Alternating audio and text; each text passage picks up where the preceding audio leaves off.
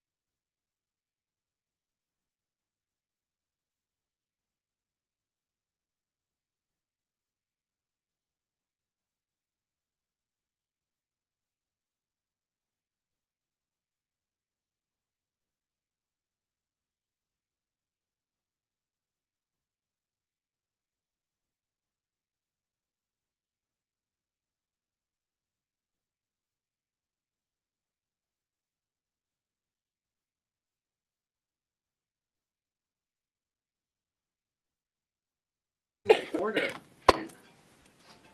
Madam City Clerk, will you please call the roll? Councilmember Fruin, Here. Councilmember Mohan, Here. Councilmember Wong, Here. Vice Mayor Chow, Here. Mayor Moore. Here.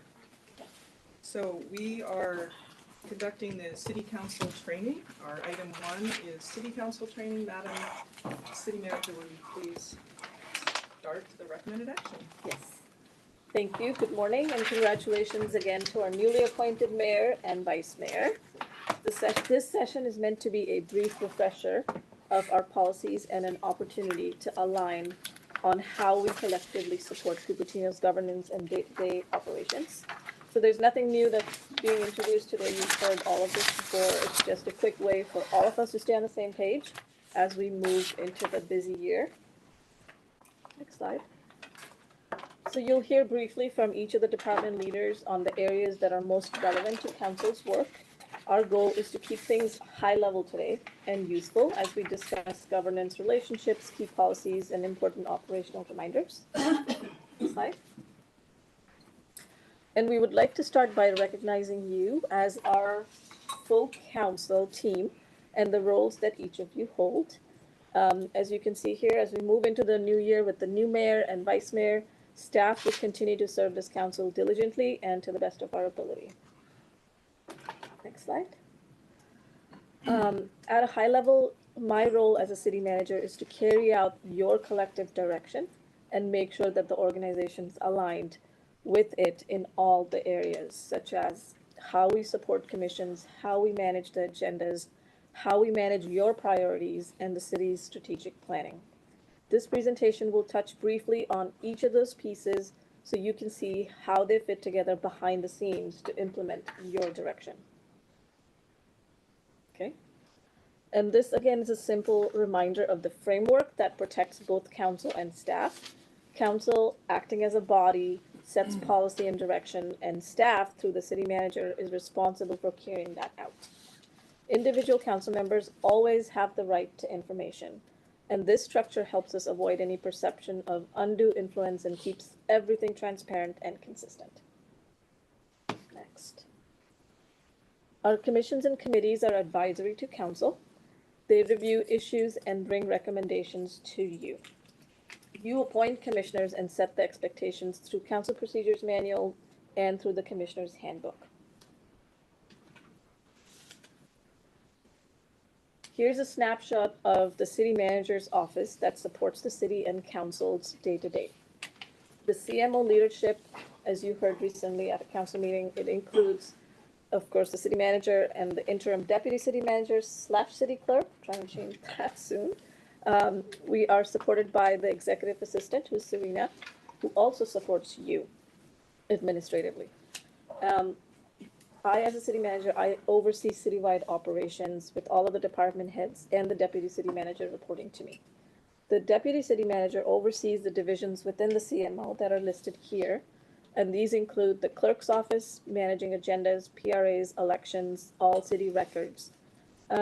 This year alone, the clerk's office has completed over 300 PRAs, logged over 100 resolutions and 10 ordinances, and prepared 45 city council agendas.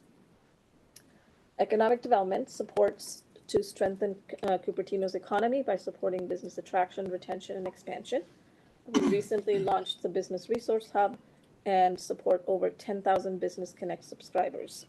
They've met with over 400 businesses. It's a small team, as you know. Communications engages with the community through clear, consistent, transparent citywide communication. As of this year, they produce the City Manager bi-weekly newsletter and scene completely in-house. They've also achieved nearly 3,000 new social media followers in just 2025. Emergency management, as you're aware, prepares and protects the city through coordinated emergency planning and disaster response. And this year they have helped to revamp the existing EOC and engaged volunteers with 24 community events and prepared 40 emergency go bags through the city's Build a Kit program. There's also the administration division, which supports council and city operations, policy coordination, and advances city's priorities, and they manage the work program, legislative affairs, department finance, contracts, and the city hall lobby. And this team here helps the city operate and is here to continue supporting not just the department, but other departments as well. Next slide. Here's a brief overview of the council and mayor's budget. So these funds are allocated for you to participate in events, trainings, and community activities. Staff will be ordering new business cards for the newly appointed mayor and vice mayor soon. And if you need any general office supplies for city business or city hall, just let us know. We can do that for you as well. A document with further details on your budget is included in the online folder that is being created and will be emailed to all of you following this session. Okay.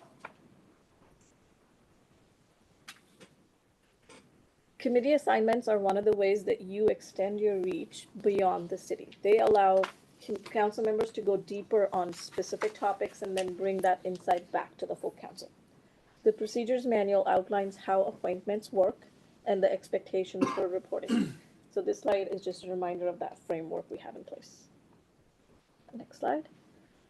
And as a reminder, the adopted work program for fiscal year 25-27 has 28 projects. These include the new items that we added on December 1st. We provide quarterly updates and maintain a dashboard online, as you've seen, so that you can track the progress and look at it at a glance. The second quarterly update is scheduled to be live on the dashboard towards the end of January, early February. And with that, I will now pass it over to Floyd for the really exciting stuff. Yeah. Good morning all. And so we'll be walking through some high-level rules, et cetera, that the council complies with throughout the year. We'll be looking at 3 different sections. One is the Rosenberg Rules of Order. We won't spend a lot of time there. This council's been together for a while. It feels like this council is really on top of the Rosenberg rules, and I very much appreciate that. We'll talk about conflict of interest at a high level and also the Brown Act. And then we'll also throw in the new SB 707, just some highlights from that new law. So Rosenberg's rules are, many cities use them. They're kind of a subset of Robert's Rules of Order, and they ensure that our meetings are fair, transparent, and efficient. One member speaks at a time. The mayor calls on the speakers and, basically controls the flow of the meeting and each item. Motions must be clear with a second. The majority decides. Tie votes fail. All members must present may participate and ask questions. Next, we'll go to motions.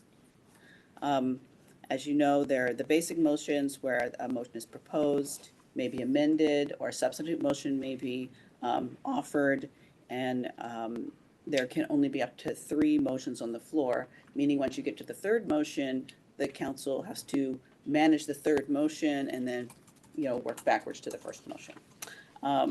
There is a process for reconsidering. It's does require that somebody who was in the majority vote, bring that motion forward, that the motion be reconsidered.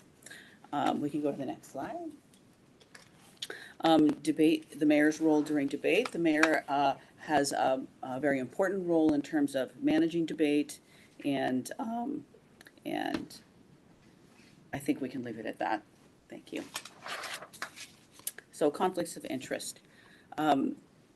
Members, conflicts of interest is a very broad area, and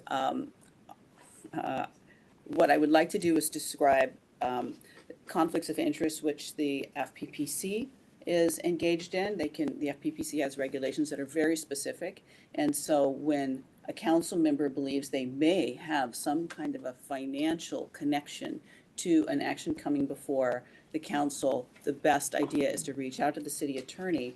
And because the rules are very specific, I'll do the research. It's not really a body of law that you could, fully master and just, cite off the top of your head. Research needs to be done in each of those. But a financial interest would be something like you have a stake in a company that the city is considering doing business with. Very important that you bring that to the city attorney so we can work through that. Others might be you own a piece of property that is within 500 or 1,000 feet of a development or other infrastructure being installed in the city. Basically, it comes down to, is there any way that you or your family member could benefit financially from a decision that the city is making? If it ever seems like you might have that kind of financial connection to a decision, that's the time to reach out to the city attorney's office. There's this other idea about conflicts that has to do with, personal conflicts. And generally speaking, from my perspective of the law, personal conflicts, meaning you, as an individual, have a belief system that would cut in favor or against, let's say, a policy the city is adopting. Well, your public representatives elected by the electorate, and the electorate is voting for you because of your state of mind, how you think about the world, your policy positions. And so the fact that you come into office with a viewpoint about a policy doesn't mean that you have a conflict with that policy. That's in fact perhaps why you were elected.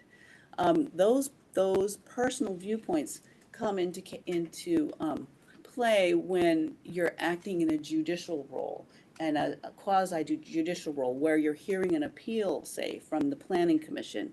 In that instance, you can't come to the question with a bias as to how you're going to rule before you've had a chance to independently hear the evidence and decide how you want to rule at that time.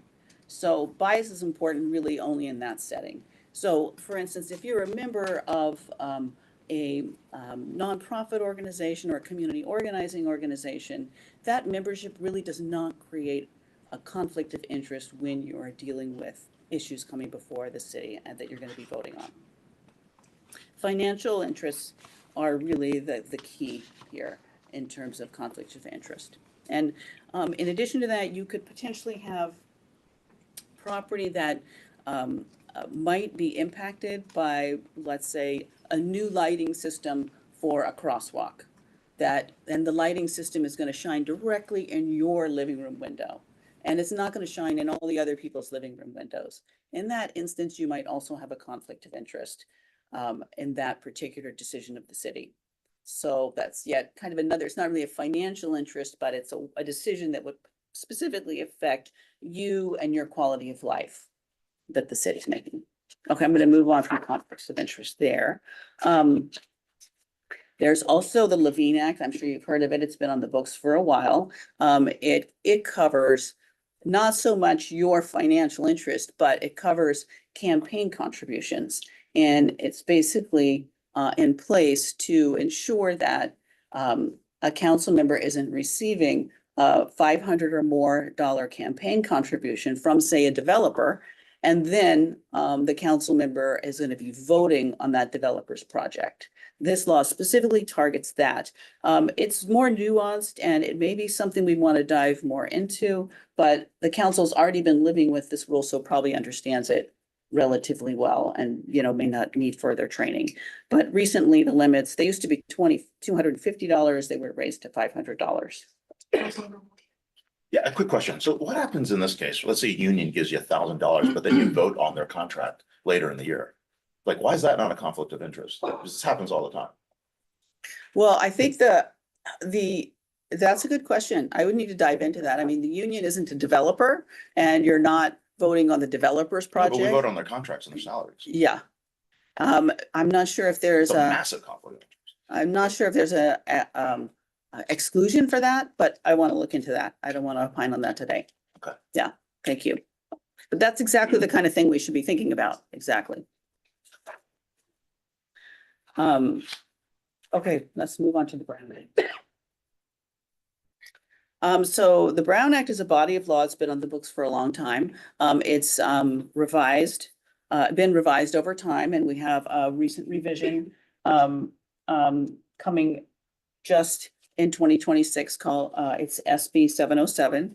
But the Brown Act is set up so that meetings are run open and transparent, and the public can participate in the process.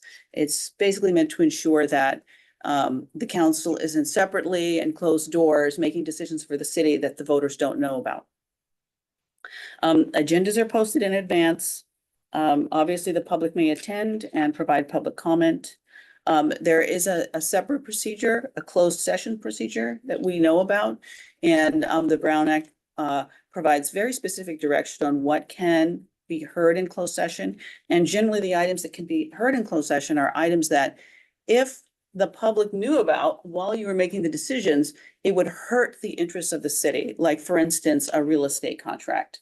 If you're negotiating a real estate contract in the public sphere, then the counterparty to the contract will hear the negotiation and they'll know exactly what they should offer for the property or require that you offer. So it really needs to be done in closed session. It's decisions like that that the council hears in closed session. So let's get to SB 707. SB 707, we've had some issues with our teleconferencing, with our Zoom when we're doing our meetings. I don't think we're the only public entity that is having those issues, which is why SB 707, I think partially was why it was passed. The new law provides procedures for restoring in the event of a broadcast disruption.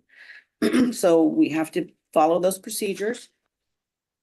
It also provides for, if the Zoom goes down, it provides for a 1 hour period where the city scrambles to try to get the Zoom up and running. And if after the 1 hour period, we're not able to get it up and running, the council can take a roll call vote, confirm that a good faith effort has been made to restore the Zoom, and make the finding that the public interest in continuing the meeting outweighs the remote access. So it allows for a way where we can continue to do business after a 1 hour set remote period, after a 1 hour recess while we try to get the Zoom up and running. It also requires that council members who are participating remotely provide a legal basis in the record at the beginning of the meeting. I'm not going to go through all of the changes, just the ones that I think are sort of most relevant to us. It requires that any population that 20% or more of the city's population as a primary language is something other than English.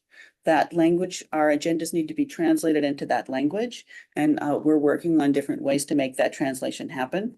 I think our initial idea is to hire a professional translator for a month or so, maybe 3 months, and then also use AI and take a look at how those two translations function. And if they seem to be, if the AI seems to be, nearly as good as the expensive professional translation, then we might consider going with AI, but that will be a new expense and one that we Question for you. We had a former mayor that was camping out in Taiwan at the time taking meetings. So then, because 20% of the population that's sitting there, like in the country, would you translate to that? Or is it 20% of the population? Let's say council member Fruin was sitting in Italy for a call. I was sitting in Sweden. Do we have to translate to those languages? I don't think so. Okay, I it's not think it's for that. going to be this. It's for the residents in the city. Okay, I just want to make sure. Yeah, It's yeah. a demo in the city. Okay, Yeah, just wanna yeah. Make sure. I really think it needs to be that. I don't have the exact language of the new law in front of me, but I can't imagine that the former would be the case. So I have some question for the earlier items I was saving to the last, but then I'll just comment on. Okay. So I think we heard at the breakfast of mayor's meeting, Sunnyvale just adopted an AI system that can translate to 60 different languages. And I've been thinking that we really should provide transcript of all the meetings. That technology is there now, so why not just also providing written transcript? It's much easier for the public to search the content of the meeting, and we don't have to provide the summary. Anyone can get the transcript and ask AI to get the meeting summary also. So I think the Terry has something to add. So YouTube, we're on YouTube, you can translate multiple languages now. Closed caption. Exactly. Yeah. The CCs will do it. So do we need to provide that, or can we just need to provide a button? Here is instruction how to get It's it. available. We can do a short how to. Mayor, we do have a tutorial. We do post it on the website where the agenda is located. Oh, there you go. And it points to the Zoom transcript, but I do think that's a good, I have thought about, actually going ahead and providing the transcript and just posting that, instead of requiring the public to take those Yeah. steps. Now that we have that, we do have technology that has, that would make that easier for the clerk's office to do that in a timely manner. That's definitely something we have in the works, like to think about. So is the does SB 707 require live translation, or is it okay to get the transcript and then translate later? SBO 707 only requires that the agenda Oh, only be the agenda, translated, not the but that minute- doesn't mean you can't not the do more. minutes. Oh, so when we post the agenda, we need to have the translated version. Yes. Exactly. And Oh, it's only for council meeting, not commission meeting. then is it sufficient? A lot of website, you have a switch, right? You can switch to another. That's usually, I think, automatically generated. Is that switch sufficient? Or you have to post it? I think we physically post multiple items. Well, Are we physical- the required to agendas are physically PDF. post those? Well, I think that if it's easy to physically post, we should, and it would be nice if we could actually switch online. But I think that has a lot to do with what technology we're able to acquire. Because I think our space for posting is limited. Right? We'll just have to add links to different languages, but they're typically PDFs, right, or agendas? Oh, so we just need to add links in the. No, I think we should post them on we're working through We'll the figure that out, details, yeah. We'd have to think through. It would be for the website, it would likely be one file with several versions following, Oh, but I mean, we're constantly working with the vendor for improvements. But online it's is okay, because I remember the bulletin board outside of the city the hall. physical bulletin board is limited with space allowances. Yes, Oh. yeah. But we could It's purchase not more, possible. but then we have, one wall. Yeah. So we'd have to, that would Yeah, definitely so have to this be. we kicks need to in work out. June of 2026. Yeah, we- so we'll need to figure that out. Yes, I okay. mean, we could start doing pieces of it earlier, but we need to be in full compliance by June. Do you have more? Okay, Okay. yeah.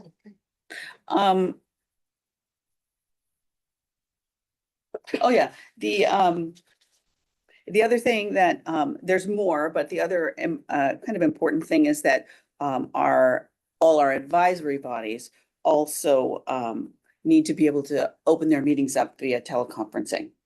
And I think we're already in the process of have made that happen, so we're ahead of the curve on that one. So that is the highlights of SB 707. And let's see. We also have a new law, SB 827, that requires ethics and fiscal training. And this ethics training is for new officials. It must be completed within 6 months. And I think it also applies to the heads of the departments in the city, so city officials as well. And the training, it's a 2-hour training. The state is preparing training materials that people can review and take the training and take the test at home. It doesn't have to be an official meeting where we're walking through the training together. Mayor, the city is already complying with this requirement. So all of the council members, the commissioners, and all of our department heads and managers are already have been required to take this training for a number of years. The clerk's already complying with the records requirement as well for 5 years in the city archives. Could you remind us all through email how we're doing on our training for when we're Yes. due to? Yeah, but it's around that time of year. Yes, Mayor. Yeah. So what training is this that we have done? In terms of, I don't Ethics, remember. AB 1234. Ethics. Yeah, so about fiscal. yeah, so I misspoke. The fiscal, there will be a fiscal training component. That will come through the HR office and the clerk's office will not oversee that. So That the portion. AB 1, 2, 3, 4 already Yes. satisfy these Yes. requirements. But we will have a fiscal training. That's 2 hour, that's new, Correct. and every 2 years. That's for commissioners also. It's for all city officials, including staff. So the Including fiscal department training heads. is for This what? I think this has to do with, the conflict of interest discussion. I think that will be included, and any other, requirements around, also regarding the, donations to campaigns that will be included. So those kinds of rules. So you'll get a 2-hour training on all the ways you need to be thinking about, finances, money, and the work that you're doing for the city. Expense reports. Expense Anyone who reports. submits expense reports. That too. So would that talk about like payroll and those, I mean, does just everything that's on the council agenda? Maybe the training should talk about all the investment treasurer's report, all of this report that we actually already are putting on the council agenda. Maybe all the commissioners should be aware of that. So we'll be able to use the training that the state is preparing. If Mhm. we want to add training to it, we can do that. Okay, thank you. Councilman Morgan. So the fiscal training is new It is. and it's not ready right now. And it's in the process of being prepared. Is that what you're saying? Yes. Okay, so we know before whatever June 2026. Well, the requirement is every 2 years, and so this council needs to have completed it by January 1st of 2028. Oh, So we have a little bit of time. I'm looking at the bill text and it says, local government officials and their senior staff are responsible for fiscal management of the jurisdictions they oversee. And the responsibilities include budget creation, monitoring, financial reporting, accounting, capital financing and debt management, and purchasing and contracting practices. That's for the staff, That's for the staff. but there Oh. probably would be Actually, it no, says government officials and their senior staff, so we'll need to learn more about. yes, right, fair enough, yeah. We should Oh. hear something about our fiduciary duty. There's a Yeah. whole spiel that they can. Mhm. Me. Yes. So so it's good to know that we will be looking at debt financing like that. I think the one that we have been struggling, the cooperation that we didn't Mhm. follow the process. But I'm curious though, this is another mandate on the city government.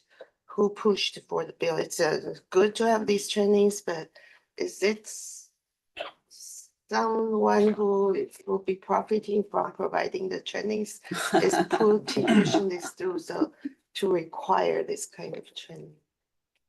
Well, it would have come from our state legislators. But whether, But the it's, legislators were, being asked to produce this by other entities in the state, I'm sure that that's something one could find out. But it's our legislature that has been making obviously the votes. Well, I know a lot of the bills are not authored by the legislators. Okay. Mayor, we still have quite a few slides to get through. Oh, We Wondering were, about the schedule. yeah. How are we doing? I was going to request to withhold questions till the end, if that's Mhm. possible. Okay. All right, so council, we're gonna hold our questions. And luckily that is the end of the city attorneys. That's fun stuff. Yeah. And that. Okay, that gets to the clerk's office. So the city clerk's office manages a comprehensive range of council-facing functions, from preparing council meeting agendas and supporting city council meetings. We attend the meetings and we transcribe the minutes and actions and all of the other follow-up. The city clerk also serves as the elections official and oversees the city's elections and any ballot measures that are brought forth. We also manage the city's records, and we provide responses for public records requests of city records that are requested from members of the public. We oversee training and compliance. So we regularly will be reminding you of your training requirements. That includes Form 700s, Form 460s for your campaign committees and so forth. We also oversee all of the city's commissions, and we work with the commission liaisons as well. And finally, but very importantly, we serve as the liaison for council staff and the public. So the council agenda setting is a very big part of the city clerk's office process, and it involves the setup for the council meetings and the follow-up of the council meetings. So council has various types of meetings, the regular meetings, which are regularly scheduled during the year, as well as any special meetings that might occur, such as the need for a closed session to discuss litigation matters. The future agenda setting is based on council member requests for items that would appear on the agenda.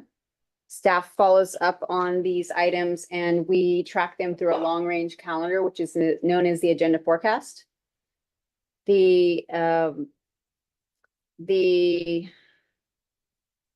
Lost my place there for a second. So once we have identified the items that are going to be appearing on the agenda, the departments will prepare those reports.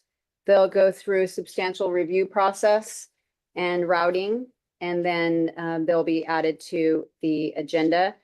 The mayor and city manager do set the final agenda items. We have many meetings to determine what's going to stay on the agenda and what's going to be pushed to a later meeting. Once we've determined the final order of the agenda, then the staff will meet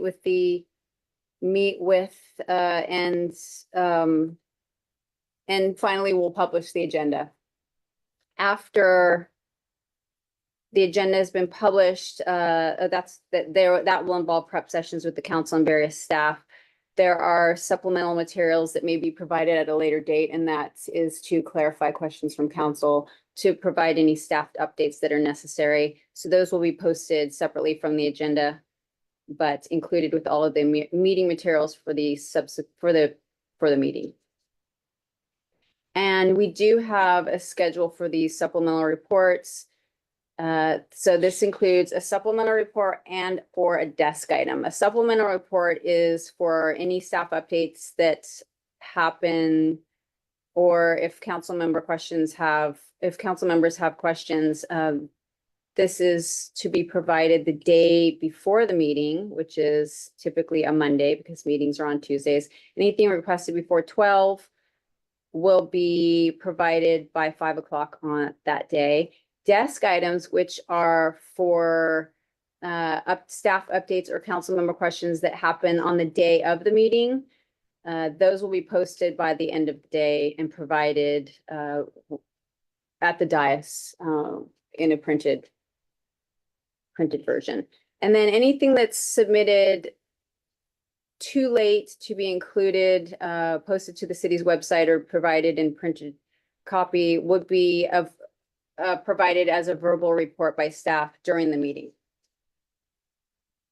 So this is just some city council meeting data, since the clerk's office does spend a majority of time working on the council meetings. And it's starting in 2015, we had 32 meetings. Just a reminder, the council has a set regular meeting schedule for 24 meetings annually. And in 2025, we're sitting at around 44 meetings. So there was a spike around 2021, 2022, and we think that could be related to COVID. So that has tapered off. We're leveling around 45, 44 meetings in the last couple of years. Also, Public Records Act requests They are trending up. So from 2013 and 2014, we were receiving around 48 requests, 49 requests, and we're now averaging around 339. There was a spike around 2022, 2021 around COVID. And of note, the requests that are being received are much more complex. They're generally requesting server search of email requests, so which requires a lot of time to review and redact. Just fun fact, the clerk's office has processed over 2 million pages this year alone for records requests. It was about 1.5 million last year, so it's definitely trending upward. And I just want to review, because we have a general municipal election on November 3rd of next year for 3 council seats. I just want to provide some guidance on participation in political activities. The city does have a policy and it follows state law.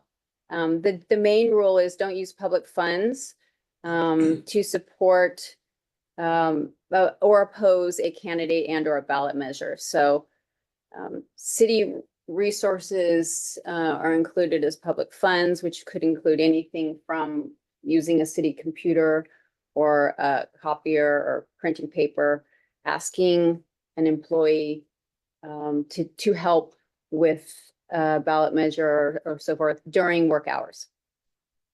So these are the main don'ts. This is just a subset, but I wanted to provide you with a few. So do not use city funds, time, facilities, equipment, or staff for campaigns. Do not send, receive campaign emails on city accounts or computers. Place campaign materials on city property. Direct staff to do campaign work during work hours. Urge employees to vote for a candidate or measure. Attend fundraisers using city funds, or solicit campaign contributions from officials or employees unless it's a nominal incidental amount. You may have staff help on their personal time, contribute to or attend fundraisers with personal funds, campaign in public areas open to all viewpoints, adopt resolutions endorsing a measure or confirming no city funds were used. That is to say, the council can consider this at a meeting. Use city funds for ballot measure development or impartial analysis, or use your official title personally in campaign communications if no city resources are used. And that concludes my portion, and I will welcome Rochelle Sander, our Director of Parks and Recreation. Good morning. All right. The Parks and Recreation Department is dedicated to creating opportunities, resources, and experiences that enrich the lives of our community, whether through recreation, education, or culture. We're passionate about helping people connect, grow, and thrive. Our department is made up of 5 divisions. The administration division, this team keeps everything running smoothly behind the scenes, from financial management and budgeting to policy development, marketing, training, agreements, and HR processes. Our community events, facilities, youth, and teen division. This division brings community spaces and celebrations to life. They manage the Quinlan Community Center, facility and picnic area rentals, and a variety of community events. They also support large cultural festivals and provide youth, teen, and adult enrichment programs. Our outdoor recreation division, this group cares for the Stevens Creek corridor, including McClellan Ranch Preserve, Blackberry Farm, and the Blackberry Farm Golf Course. They oversee the community gardens, aquatics programs, and promote nature education, wildlife preservation, and connecting residents to the outdoors in meaningful ways. Our senior wellness and recreation division, serving adults 50+, this division creates a welcoming senior center offering health and wellness programs, educational opportunities, social activities, travel excursions, volunteer programs, and more, supporting our active and healthy aging lifestyles. Our sports and fitness division, this team oversees the Cupertino Sports Center, athletic fields, dog off-leash areas, and a variety of sports and fitness programs for all ages, from youth leagues and camps to adult sports and drop-in fitness. Across the department, we also serve as liaisons to 3 commissions: Parks and Recreation Commission, Library Commission, and Teen Commission, and 2 advisory boards, the Youth Activity and Senior Advisory Boards. We're proud to offer a wide range of volunteering opportunities, including over 100 senior center volunteers, our Leaders in Training Teen Summer Program, and our newest program, our REV program, which is Recreation Event Volunteers for teens looking to get involved in our events. In addition, our department leads major community initiatives, including the Artists Awards with the Arts Commission, our community funding with our Parks and Recreation Commission, and the Poet Laureate programs with our Library Commission. Slide, please. Oh. And of course, we coordinate some of the community's favorite events, from the beloved Pooch Plunge at Blackberry Farm to our magical Santa visits, where Santa and his elf bring holiday cheer directly to residents' homes. The Parks and Recreation Department currently oversees over 60 events a year. At the heart of everything, we do have our vision, which is to create a positive, healthy, and connected community. Thank you for your time, and thank you for being a part of what makes our community special. Okay, and next, Ben Fu, our Community Development Director, will provide an overview for his department. Good morning. Congratulations again to Mayor, Vice Mayor. It was a nice event last night. Good to see you all. So I feel like you guys are very well versed about what we do in our department, but hopefully it's just a nice refresher for you. So I'm going to read a quick blurb that we share with the public about community development departments.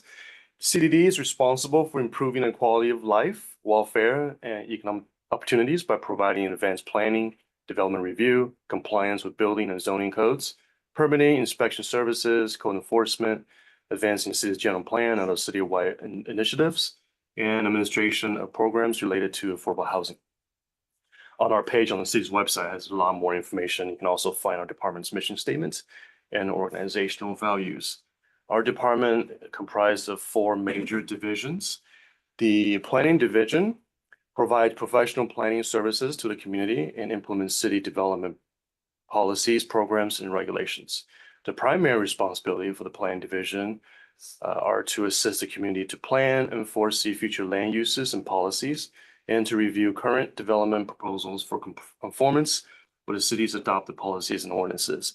And mostly in planning, you will see 2 major functionalities: as long-range planning, general plan, those kind of things, and current planning being the development permit reviews.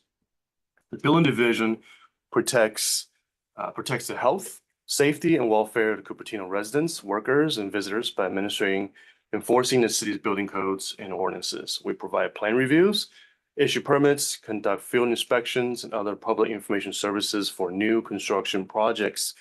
The biggest components of building is the management of the permit center that you see out here, plan review for all the permits that we get, and building inspection after permit review, permit approval. Code enforcement division provides housing. Housing division is responsible for administration of the city's affordable housing programs and services that serve low-income households. And the biggest projects that housing does is BMR, obviously with the BMR program, CDBG, a lot of state, federal funds. We deal with unhoused and provide services to homeowners and renters. Code enforcement division provides code compliance functions that include, it's already up there, land use and zoning, building construction, safety issues, public nuisances, and parking enforcement. And I think that's self-explanatory. And then next, and we provide support to 3 commissions and a hearing body. So that's planning, housing, arts and culture, and administrative hearing. Administrative hearing process similar to like a variance that you see some other cities for very minor adjustments to the projects. Next slide, please. Activities and key projects. One thing I really want to highlight is this year so far through November, we received over 3,200 permits. And for the average of the last 5 years, it's been about 2,500. We see a slight upward trend since COVID. And I think that's due to the implementation of the housing element and all the projects that are coming in. So there's a lot of activities here in our city. With the collaboration and guidance from IT, we're exploring some AI software to assist with plan review. So hopefully we'll be able to, I don't want to use the word expedite, but fast track some of the reviews, because a lot of state mandate that requires cities to review faster, 15 days, 30 days with different criteria. So we got to find different ways to comply. City work program items, we just want to highlight a few that you may already been aware. Objective design standards, gone through planning commission a few times. Once they get to a nice place, we'll bring it back to council. I believe council has already gone through a study session on that as well. Streamline permit review process, part of the AI software I was talking about will assist with that. Arts in public and private places, that's going back to the housing, the Arts Commission. And finally, preserve and develop BMR housing. And annually, we will bring some code updates. Muni codes needs a lot of refresher. Things are old and it needs, we need to look at the trends of the city. So we will bring some code updates to you when appropriate. And finally, last two items, just to highlight the housing element implementation for development projects. And I wanted to also mention that on the city's website, we have a web page specifically for major development projects. And you can look at residential as well as non-residential projects. So with that, thank you very much. And next, Chad Mosley, our Director of Public Works, will provide an overview for his department. Thank you, everybody. I think like Ben, you guys know what we do, but roughly Public Works is responsible for design, construction, and maintenance of public facilities. And that includes public streets, sidewalks, curbs and gutters, storm drains, city street trees, medians, streetlights, signs, public buildings, basically everything we own. Public Works Department is made up of 9 divisions. Our capital improvement program, they're the ones who design and construct our city facilities. Development Services works closely with community development, and they look at private developments with respect to how those private developments affect the public right of way and public facilities. Our Transportation Division maintains all of our traffic signals and ensures that traffic's moving throughout the city. They also have a wider planning vision, working with adjacent agencies to ensure that our projects are coordinating with theirs. Our Environmental Programs and Sustainability Division basically manages our solid waste contracts, and that's with Recology as well as our landfills. And they also work closely to try and ensure that our environmental footprint is reduced for the city. Our Facilities and Fleets Division maintains all of our existing buildings and keeps our fleet running smoothly. Grounds Division takes care of all of our city properties and parks. Streets and Sidewalks Division, again, keeps the streets running, our sidewalks in good condition, and also takes care of our storm drain system. Trees and Right of Way takes care of all of our city street trees as well as our park trees and keeps them in good shape. And then our Administration Division kind of is the glue that keeps us all together and keeps us on track. We do also have liaisons for 2 commissions. That is the Bicycle and Pedestrian Commission as well as the Sustainability Commission. Over the last year, we've had a number of projects completed. Of note, we did finish the LED transition project for all of our streetlights, which should bring the city somewhere around $100,000 a year in savings for electricity. A number of other items that were completed, including Jollyman all-inclusive playground. We have a lot of projects still in the works and that we'll be seeing over the next year or two. The Taming Inu East design, which we've been in the works for a long time. We just recently got approval from Valley Water to proceed with our concept. So that's a big step in getting to completion of the East. Let's go to the next slide. Oh, and at the bottom there, we'll also have the I-280 Wolf Interchange project that is currently out to bid. VTA is the manager of that project. They're expecting bids back Wednesday of next week. Keep your fingers crossed that we get good bids on that. If we do, that project will probably start middle of next year. Again, I've got projects, I've got pages and pages of projects. City Hall renovation project, you guys will be hearing about on Tuesday. We have a number of bridge projects to keep our bridges in good shape. The Stevens Creek Bike Lanes Phase 2 project will be starting in January. And let's go to the next page. Just a lot of stuff that's going to be going on here. We do have the SV Hopper shuttle expansion, which will expand that program to the north into northern Santa Clara. That's to begin in July of next year. And this is just scratching the surface, and this is outside of our day-to-day operations of keeping things going on. We have a lot going on. If anybody has any questions, wants to talk about any project or all projects specifically, feel free to reach out to me. I'm always happy to meet with you and talk with you, give you a little more in-depth information on those projects. So that's what we do. Thank you. Next, we have Christina Alfaro, our Director of Administrative Services. Good morning, Mayor, Vice Mayor, council members. So Chad is very much, Public Works is an outward facing department where administrative services really ensures that we're providing all the tools necessary internally to keep our outward facing departments running.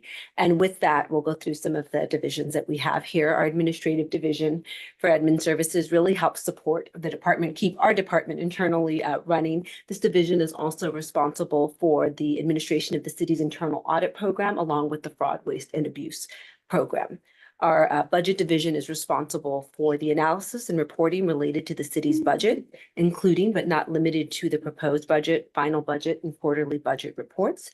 Our budget document is a forward-looking document, making estimates for revenues and appropriations for the upcoming fiscal year, and also includes a 10-year financial forecast. For our finance division, we have a full service finance division, which is responsible for financial reporting, most notably the city's annual comprehensive financial report, which differs from the budget as its focus is how the city ended the prior fiscal year. In addition, this division is responsible for ensuring our payroll is completed timely and accurately, our accounts payable, accounts receivable, and business licenses. In our HR division, which is also a full service, this division is responsible for employee relations, labor negotiations, risk management, benefit administration, citywide trainings, and recruitment. I think most council members got to meet some of our HR folks when you first onboarded with the city.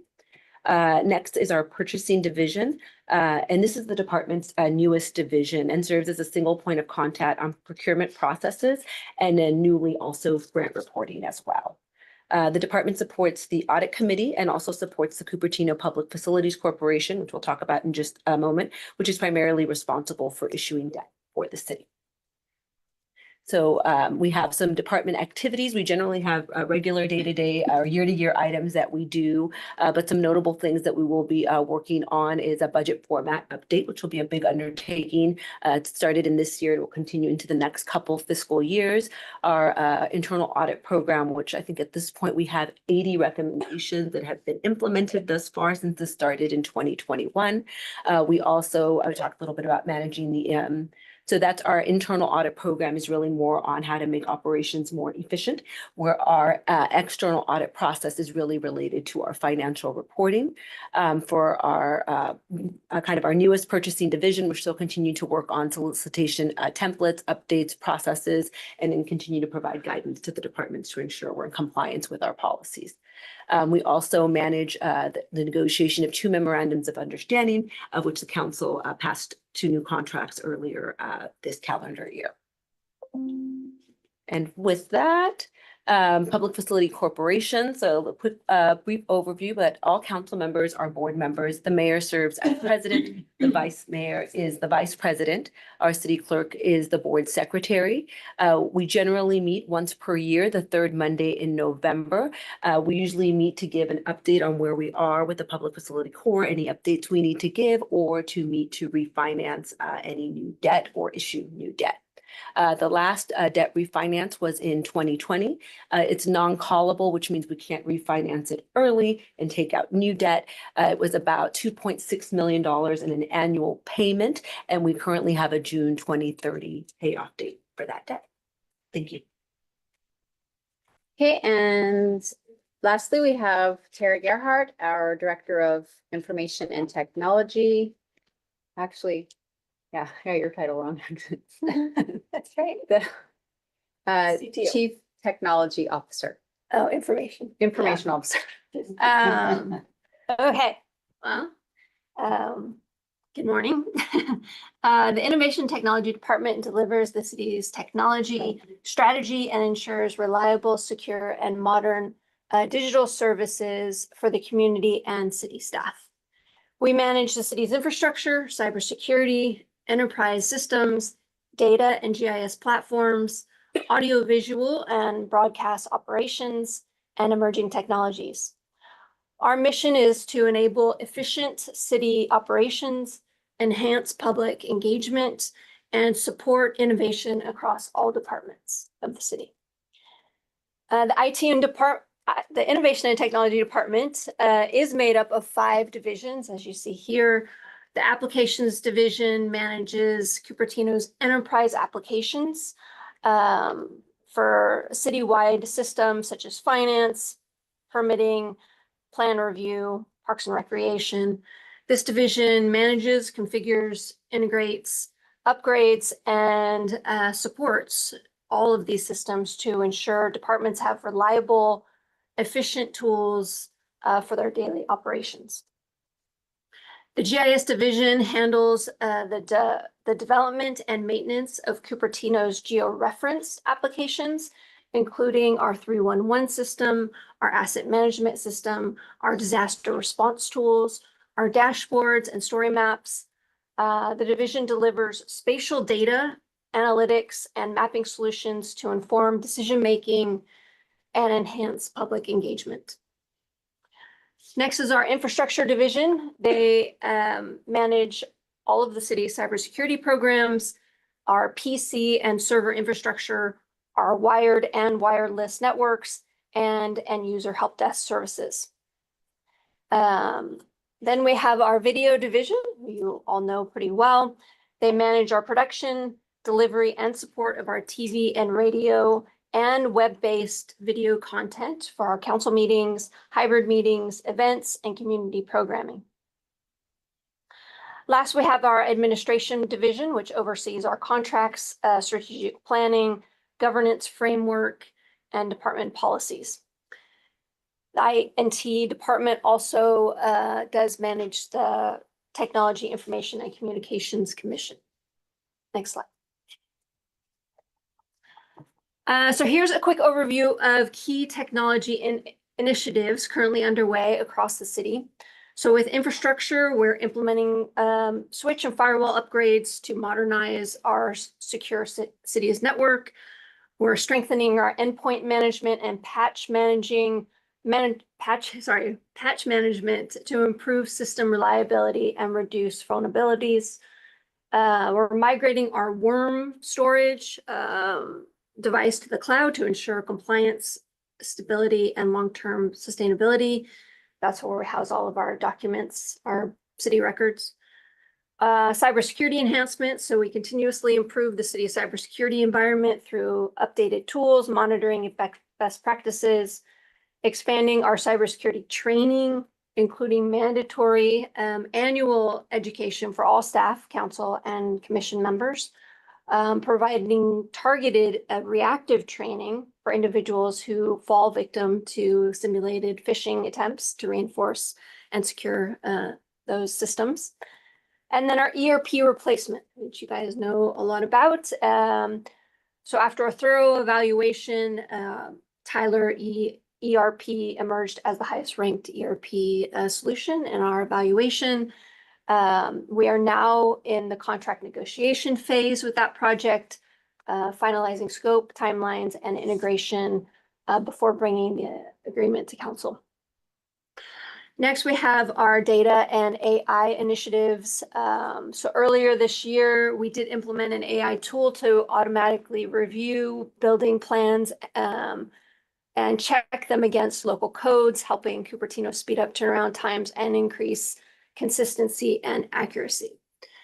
Our external chatbot RFP has been published and is now out for vendor proposals. AI tools for PRA requests, processing, permitting, and staff reports generation are currently under evaluation. We have recently stood up an internal AI DevOps environment using Microsoft's Foundry and Microsoft's Fabric to support our AI internal development. And then we have our community focus enhancements. So As you all know, we are advancing our WCAG 2.1 ADA accessibility compliance across the city's website, mobile applications, enterprise systems, agenda management, and video content. So that deadline is April of 26. So that's a big lift that we're working on. Enhancing the public, we're currently enhancing the public permit portal with a more intuitive, user-friendly interface. We will soon be adding code enforcement permits to the Acela public portal to expand online self-service. And we are rolling out a new public-facing digital forms to streamline community access to city services. All right, last slide. We have a couple council technology reminders. First, city issued devices. So each council member is issued a city laptop and phone. Using these devices for city business is essential for maintaining legal compliance, protecting sensitive information, and ensuring professionalism and security of council operations. Technology use policy and cybersecurity training. So the technology use policy was reviewed by each council member during your onboarding. This is a lot of information. It's a very large document. So please, we're happy to do a refresher training on that anytime. Just let me know. All city business must be conducted on your city issued email accounts. So redirecting city email to personal accounts is not permitted, as it increases our security risks and may result in city business being conducted over personal email, creating legal, privacy, and record retention compromises and complications. Cybersecurity training is required on onboarding and annual for staff, council members, as we said, and additional training will be assigned as for anyone that fails the phishing attempts. So travel notification, very important. Please remember to notify infrastructure. Thank you, Wayne. You do a good job of that. Help desk at cupertino.org is the best way to reach us for any international travel, so we can ensure your equipment and accounts remain secure. And then last item here is council dais operations. If you would like a refresher on using the dais technology, including individual voting controls, motion, second functions, and request to speak tools, please plan to arrive early. A few minutes early before a council meeting is really the best way. Our staff's there. We can give you a quick one-on-one reminder or refresher course. Thank you very much. That's it, Brian. Mayor, that concludes the presentation, and now would be a good time for questions. Okay, well, first I want to thank all the staff for providing this update. We didn't used to have the orientation like this, and I think it's really helpful. And I like seeing everybody all together for this. And with that, we'll open this up for any questions. So I have some questions. I can take the answer after this, because I think we might have a hard stop at 50. 10:50. Yeah. Okay. So first of all, thank for all the presentation. I think I had emailed Tina earlier. Other cities I've seen that they have staff directory posted on the city website. So it's easy for the public to know who is working for what. And that would be nice. And in the past, I think we had during the orientation and organization chart with photos of each employee. I'm terrible with faces, so it's nice to see all the, oh, this is a person I've seen, and that person actually is part of the organization chart. So that will be helpful.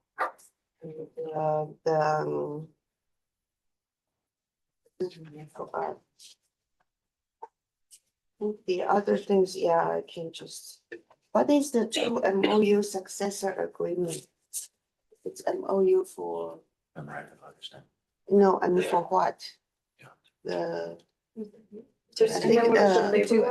were like two MOU. With our Cupertino Employee Association and our operating engineers. Oh, 2 minutes. Oh, okay, Neighbor. great, thank you for that. Okay. So, Okay, are there any questions? I can take it up individually. I'll take mine under. sorry, one more thing. Please. So I'm happy to see that the 280 interchange project is moving forward. However, I don't think we have seen the design. And that design affect the Wolf Road project emergency exit. So I think we need more update on that. I'll talk with BTA to see if we can get them to come in and present it, this BTA project, if we can try and. But it will affect our bike paths and our exit in and out of our project, right? So, It affects the bridge there and that energy, yes. yeah, so I think we should have being able to at least provide some comments to the design. And don't think we were given that chance. The public was given opportunities to provide input to the projects. As the interchange is technically outside of Cupertino's jurisdiction, we have no authority over it. When were the public invited for comments? I don't have all those dates, but I think it might be listed. And I I can think get that. we, as a member of the public, were not notified. Mayor, so I think we can have I do BTA wonder present. how would the public even know they are invited? The city did not help send out any notification to the public, right? I believe we noticed it on our webpage. Yeah, We can follow but up we on did that. not send any mailers. This was some time ago. It was years ago. So it may be that there's an argument that Oh, we weren't aware of this requirement for the emergency access when the design was being reviewed. So- And we had like the divergent Okay. diamond and then the I thought current. the funding was only solidified in June. So you mean the design was done, they have not updated design? The funding was only solidified in June, right? The The- final donation The from, final portion of Apple. the funding, yeah. But the design's been in the works for years. years. Yeah. So there, shouldn't we review the design? Are they open to potential modification of the design? And at this point in time, the design's completed. But there should be an opportunity to modification because the surroundings have changed. We can talk about this offline, Yeah. but this is a project that's outside of jurisdiction. I We know, have no yeah, authority over it. but then we have an obligation to bring up any concern, to make a request for changes. I don't think anything is set in stone. Okay, so that can be Yeah. settled offline. Okay. Quick question from the city attorney. Do we open this up for public comment and questions at this time? Orientation, I don't believe so. But it's still an agendized item, so. did we call for public comment in the beginning? No, we would give the presentation first and then Then call do for a public- public comment. So you may open it. Just a quick question to CDD staff. Do we have criteria that we use for describing what constitutes a major project? Because there's nothing really on the website that seems to tell me what would be major and what isn't. And it ranges across a host of things. There's a 6-unit residential development on here. Granted, it's I think a builder's remedy project, so I can understand why maybe that one is there. But is there a particular size threshold it has to reach? What? So we were thinking about that, but no. Okay. Because for our city, a lot of projects, it's hard to just say this particular threshold is quote unquote major in terms of visibility. So pretty much everything that we received so far has been designated as major because of a lot of visibility to them.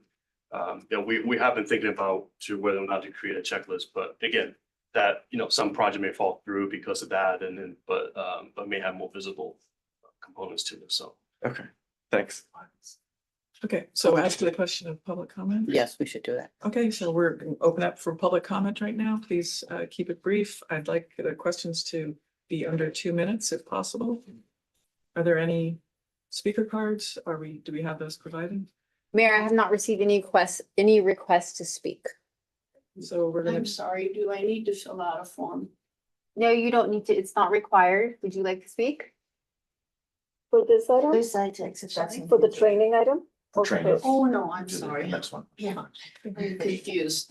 My No apologies. problem. so we do have one hand raised. I have one. Okay, Connie Cunningham, welcome. Thank you so Mayor, is it 3 minutes? 2 minutes. 2 minutes. Anyway, good morning. My name is Connie Cunningham. I'm Chair of the Housing Commission at this time. I'm speaking for myself only. I had half expected that there would be more details on the Brown Act, excuse me, sorry, on the Brown Act about what were considered not, let's see, the Brown Act is baseline and that we want to increase what we have, like on agenda setting, like somehow our agenda setting isn't robust enough in order to pass, some criticisms perhaps from outside. So I didn't see that, and I was just wondering why that hadn't happened. And then the other thing that I was wondering is that under the Brown Act, there are rules for meetings that are virtual and what you can and can't do.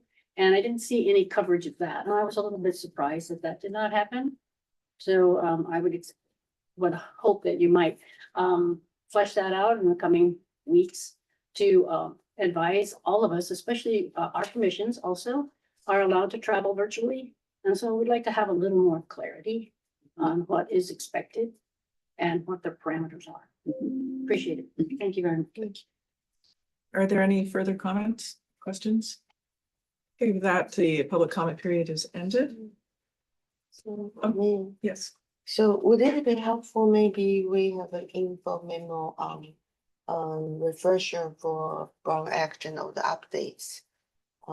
Yeah, and because I think this kind of question is better answered in writing that people can refer back to again and again, yeah. I think I so. think it would be nice to, I think Brown Act is a very, very minimum requirement. It just require a clear description and short. But we have gone beyond that. Even the study session or action is not really required part of the Brown Act. The idea that you don't take action during study session is not a requirement of Brown Act. So I think we need to, people probably don't understand what actually is in the law and we have been doing above and beyond. Yeah, so that might be helpful. Yeah. Thank you. May we also have a slide deck from today's presentation? Yes, Mayor, that will be posted. Okay, with that, we're moving on to the action calendar, item 2. Subject is to conduct the study session on the Mary Avenue project, including project history, project siting, the conditional transfer of city-owned property rights, affordability restrictions, and remaining steps prior to entitlement and closing on the project. And 2, consider appointing negotiator or negotiators for the possible transfer of certain rights to city-owned property in the form of a ground lease or a sale with the city's future right to repurchase, continued from December 2nd, 2025. The recommended action is 1, study session was completed on December 2nd, 2025. No further action to be taken. And 2, appoint the city manager and the interim city attorney as negotiators with the nonprofit public benefit corporation, Charities Housing Development Corporation of Santa Clara County, the developer, regarding the possible transfer of property rights in the form of a ground lease or sale with the city's future right to be purchased. The public comment period for this item was conducted and closed on December 2nd, 2025. The public comment period remains closed such that no further public comment will be taken. Madam City Manager. Excuse me. Interim city attorney, would you like to take this item forward on our behalf? I'm happy to. On December 2nd, we presented the item and had robust discussion amongst the council and also entertained an extensive public comment period. And the council was, after that, in the midst of making a motion and making decisions about the appointment of negotiators. And so I would, and since this is a continuation of that meeting, it's appropriate for the council to continue from that point. And so although we had motions on the floor at the time, I think it would be complicated to work from where we were. I suggest that we begin with the motion period now, with the new motion. So to my recollection, Vice Mayor was making a motion and you No were second. presenting. But there was no second. Correct, you were I making a remember. motion. Yeah. And what was that motion? Approving a negotiator. Approve the negotiator. I think there was something else. We were trying to add the Particular- residency portion into the, You were trying to change the residence. but that motion did not have a second, Yeah. so. Yeah, what was the second item I had? I forgot. My phone, my computer didn't start. Mayor, I don't understand the question to the vice mayor. The motion I had, the proposed. Oh, the motion you had on the table before. Yeah, do you have? I would have to check my notes. Then we can just start from fresh. I suggest we How do about, that. how about we start with this? I'll offer a motion to approve the staff recommended action, which is a presentation. And then we can move from there if there's a second. More second, but I do have a question, with regards to the staff recommended action. I recall there was a slide, and perhaps we can have that pulled up. There was a slide showing, basically the wording of this item 2, but there were a number of items below it, like 4 items below it. I have it in front of me. I can read it if you'd like. Okay. Sure. So it reads as provide direction on next steps, appoint negotiators to negotiate either 1, a disposition and development agreement with repurchase option, or 2, a long-term ground lease. Further direct staff to perfect surplus land act exemption, right-of-way vacation, and prepare entitlements for future council action. And finally, to maintain timeline to support a 2026 9% tax credit application. So your motion is including all of Yes. that. Okay, and I'm seconding that. Do we have comments from the council? So for the record, I think at this point, the environmental study or any of that reports have not been put on either of the study session we've had on this project. And the parking has been put in an info memo, however, it has not really been placed on the council agenda either. That personally, I still am vague. There was that very tiny chart in the staff presentation, but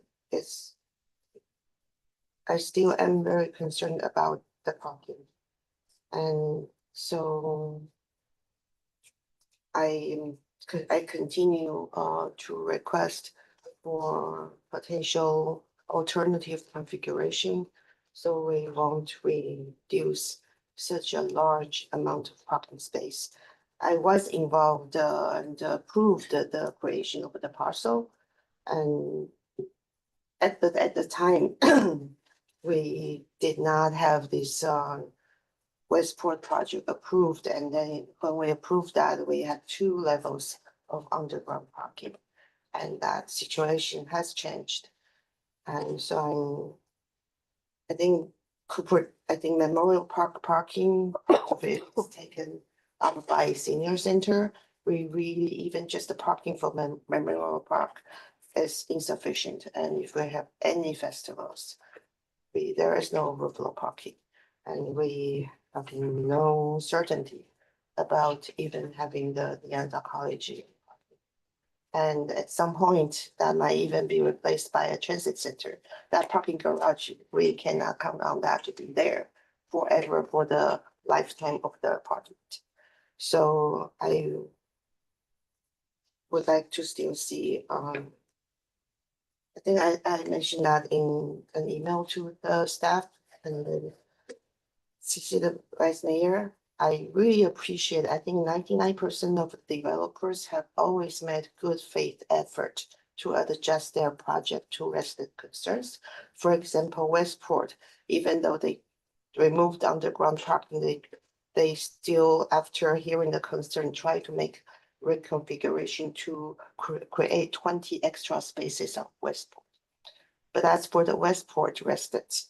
And the city has to date made no attempt to make any adjustment to create more parking space. I think as a city, we should set a standard on how we serve the residents, and refusing to do anything is,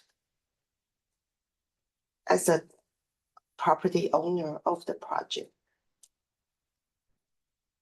it's not something Cupertino Council, I think we do. So at this point, I'm still hoping we don't really, and also that going forward, we voted to create the parcel, and I was very surprised to learn last time that a streamlined by right approval of the project will include the removal of parking on both east and west side of the street. That's a big surprise to me because I don't remember any council decision to remove the street parking. How can that be a part of a by right approval? I don't understand that, and I strongly object that. And so I found my motion from last time. The second bullet in the motion is consider potential requirement in the agreement to prioritize long-term Cupertino residents. Our point system now, if everyone have the same point, as long as you have been Cupertino resident for 3 months, for example. But we should prioritize the longer time you have been a Cupertino resident, then the year of residence should be used to break the tie on points. And for our Cupertino workers, the years of time working for the city should also be used to break the tie. So that was the second point I was trying to make. Yeah.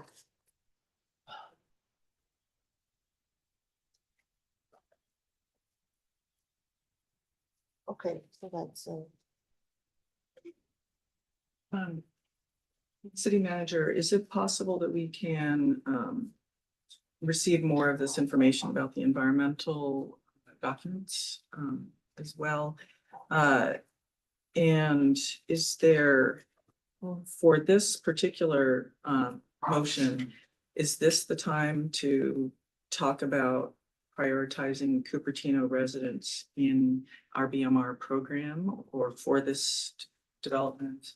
And there has been some suggestion from the public that the project be entirely for the developmentally disabled as well. Is that something that we could negotiate on? I think, also? yeah, thank you, Mayor, for the question. I think this is something that the council can, ask staff and the developer to consider. It's not part of the recommended motion at this time. So there's the request. I would like to see if that could be considered. Yes. Yes, so it is also my understanding that the reason why the right of way was 94 feet was that there was some plan years ago that there would be an overpass for vehicles to go over the 280, and that's why it's so wide. So normally in a residential area, you're only going to have about 50 feet for your right of way. And for most of our residential streets, you don't have the on-street separate bike lane and all of that to extra width. So even with the 2 bike lanes, which they're actually codified it's in our municipal code that there, you would have the two-way bike lanes there. So it is, it's actually increasing the safety in that area above and beyond a normal residential street within the city. Councilmember Wong. I just say we're putting the cart before the horse here. I think it's really important to consider the environmental actions and environmental interests that are there. I think we've got some traffic studies that have not been put in place either. We haven't had time to restrictions on the IDD. You're setting up a negotiation where we have no leverage in the negotiation. And I'm really concerned about how we do that. I'm also trying to understand why we can't get this down to 20 units, why we're still at 40 units and taking away the right of way area. I think that's, we haven't been transparent at all in this process. The designs continue to change. We're not sure what we're negotiating against. Every time we see a design, the design changes. Every time the public sees a design, it changes again. And this continues quite often. And I would say, Mr. Mahoney, this has been a bait and switch operation. I think the residents feel that. The reason the residents are out here in protest and have been out here in protest so many times is because they have been confused as well as to what they've seen or what we agreed to. If proper notification was set up in place, they would have been like, oh my God, this is great. Let's all do it. So just remember that. I mean, when we put a project like this and we bait and switch residents, they will be very upset, and that's why they're very upset. And I really feel like putting a negotiation before we have all the things in place, agreed to, having someone do the negotiations just to rush the project through, it's not what the residents want, so.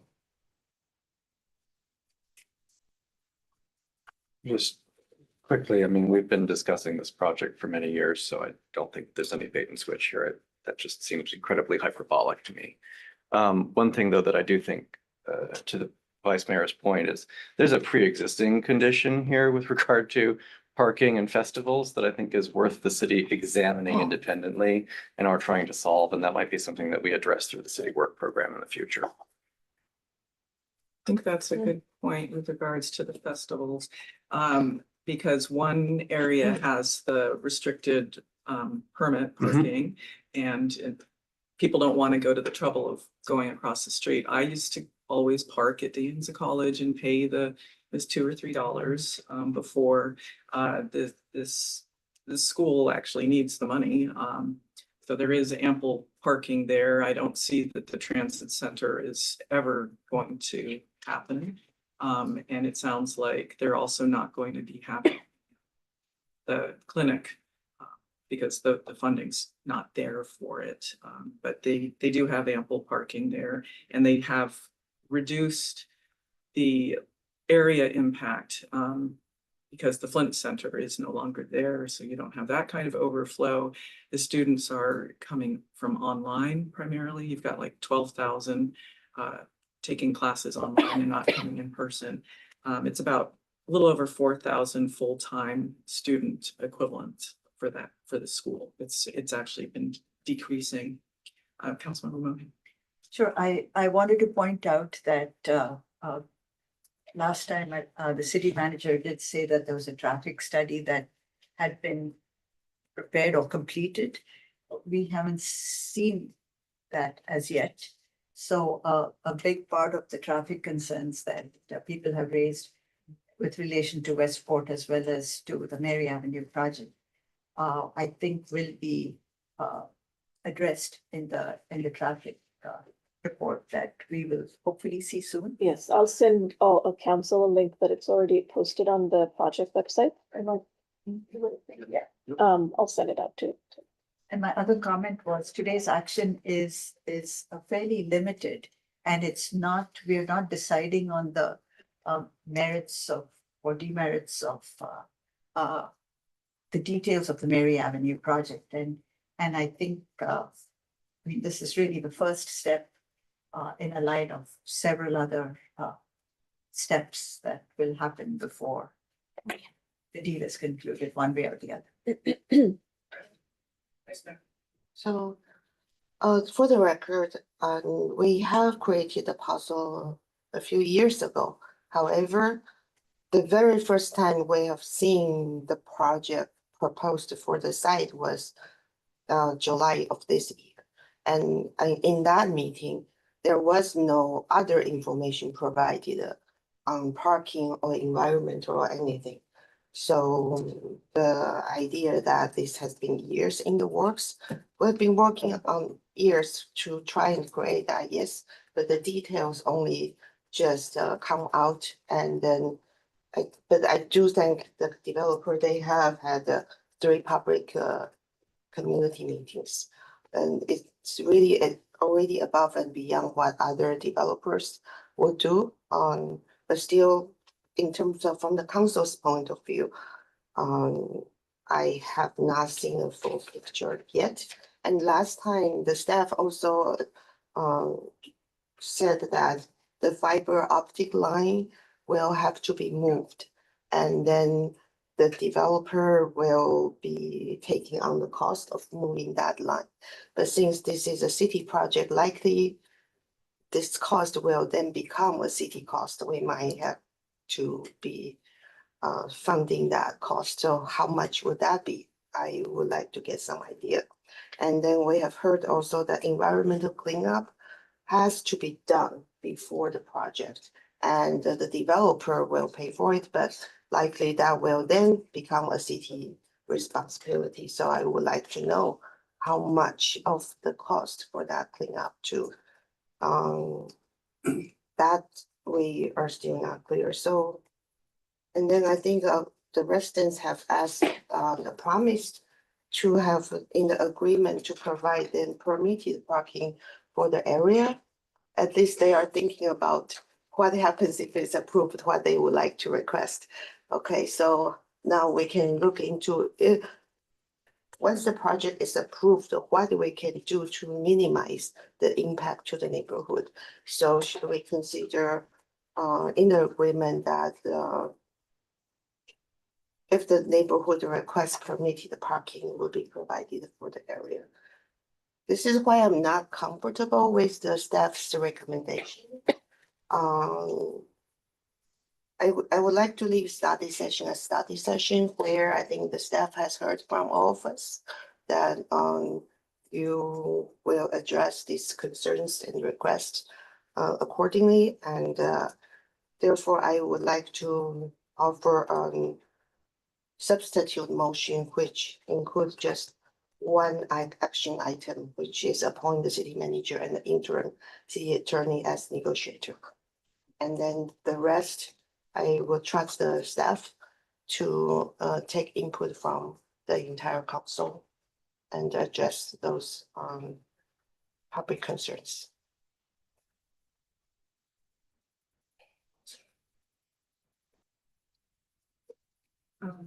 So we have a substitute motion.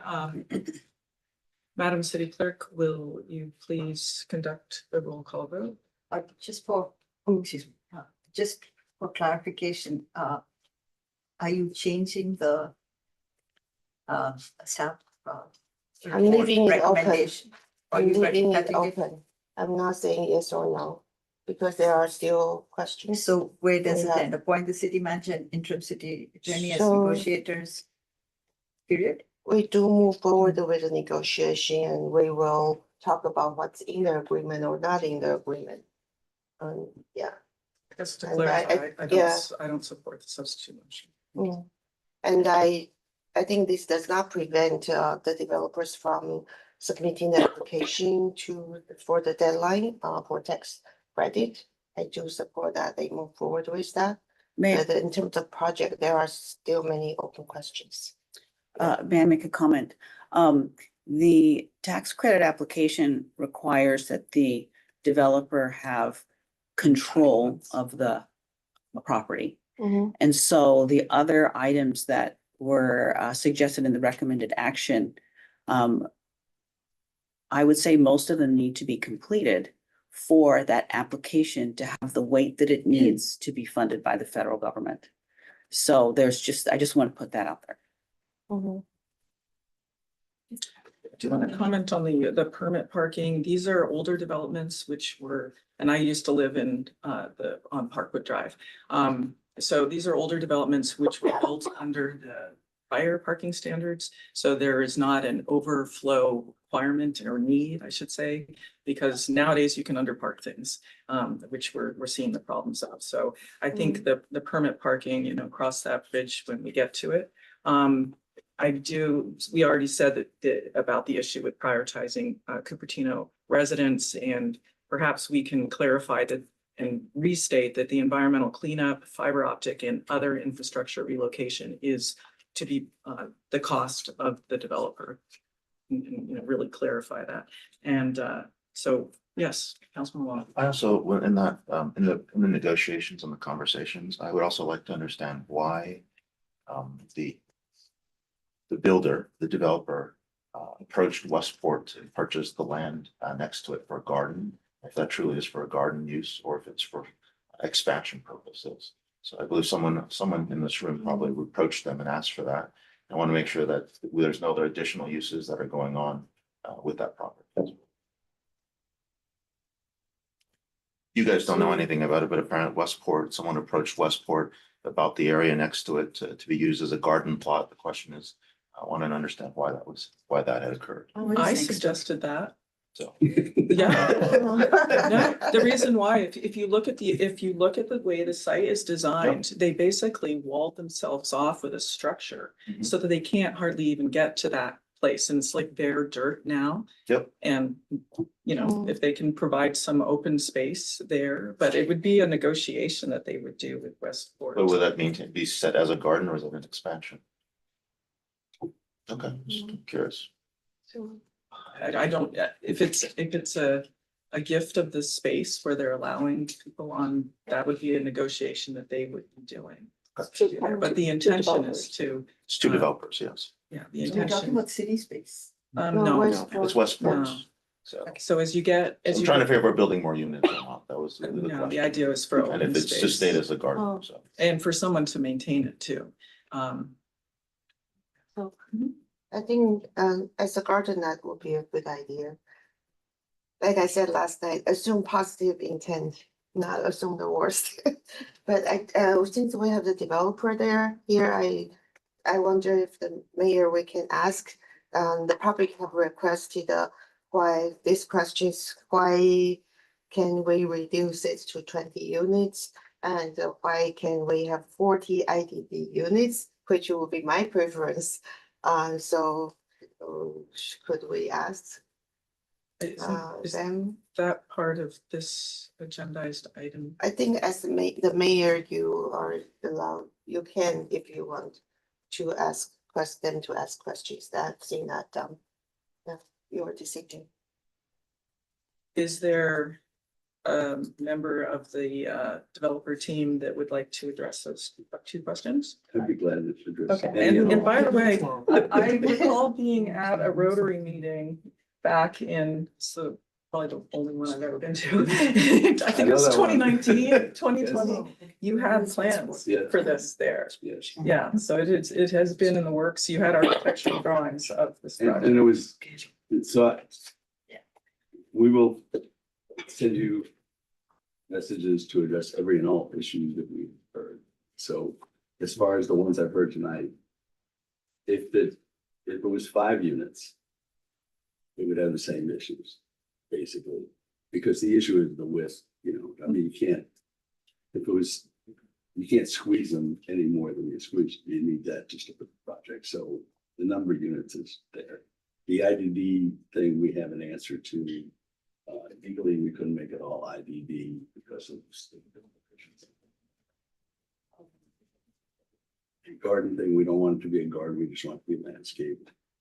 And working with them, which we should have done with the project.